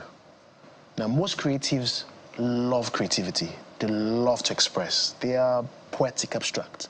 So find a person that's not like you in that way, but it's for you in how can we make this thing business? How can we sell this content? Well, how would you know those people that are for you? Friendships, church, communities, you have to find them. People that have interest in your work, you have to find them. That's one. And then monetizing doesn't always have to be streaming. Monetizing is if you can give value. So streaming is important. We've had issues with YouTube and Facebook collecting back-end cash, but it's been worked out. But I'll say, just can I give people value? And that's a lecture on its own. I know you talked about mental health, so let's help some people with their mental health. Since you're a doctor, proper doctor for the record. How do you help someone who you clearly know from the outset that this person doesn't have talent? Or is making an effort? No. I was on radio for almost 10 years. So people walk up to you and I know that you don't have it. But I can't say it to your face, it depends on. But you can see real effort. Man. They put in resources. Because this is what I go through a lot with the Christian. They put in a lot of energy and resources because they have expectation. But you and I know it will never be met. This is a frank question. The answer is very subjective.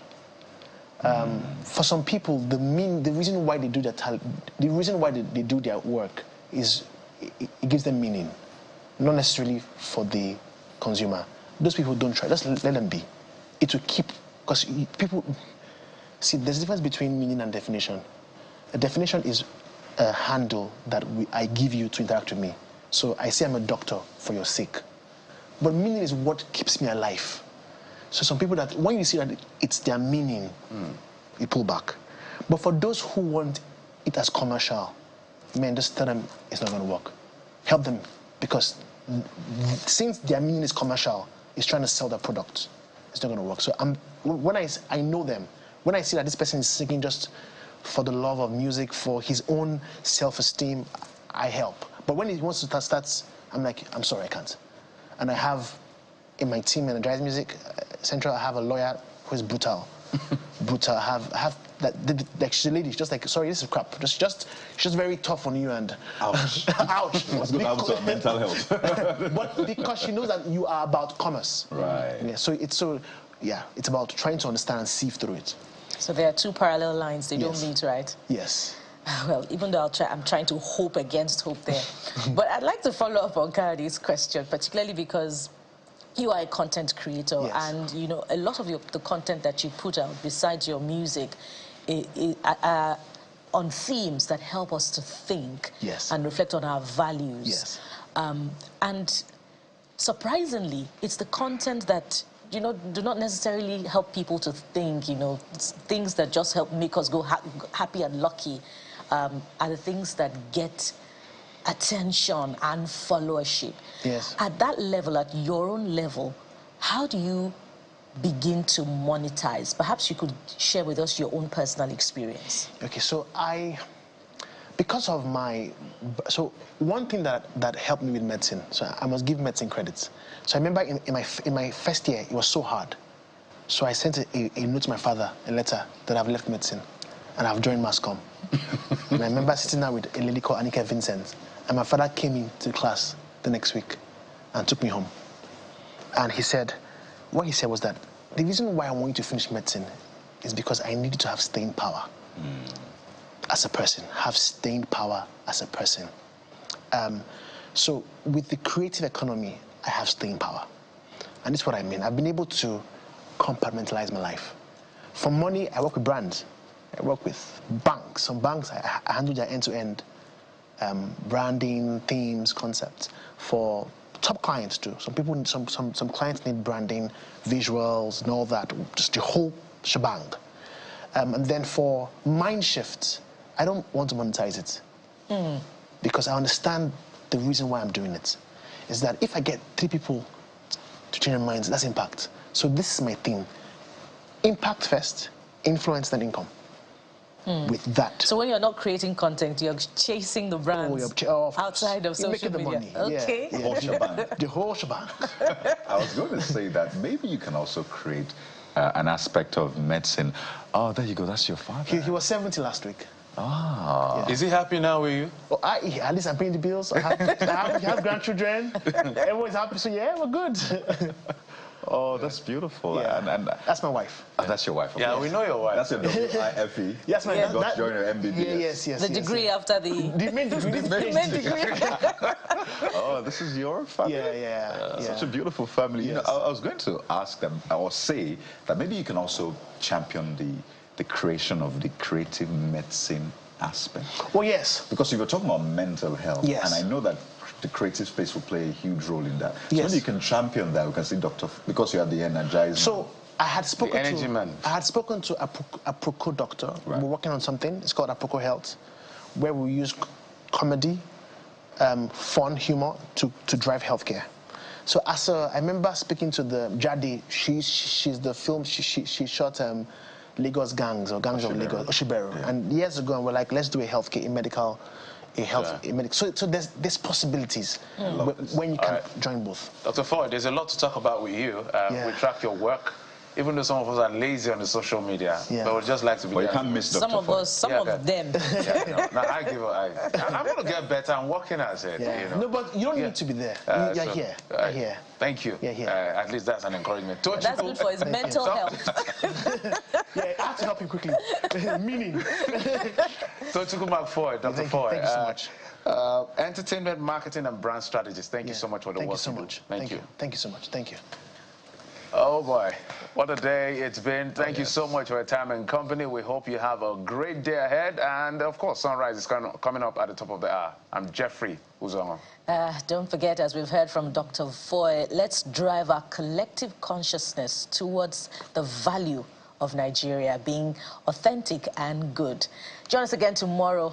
We'll be back again. I am Bukola Koka. Since we're all quoting Dr. Foy, let me just add by saying find your definition and also find your meaning.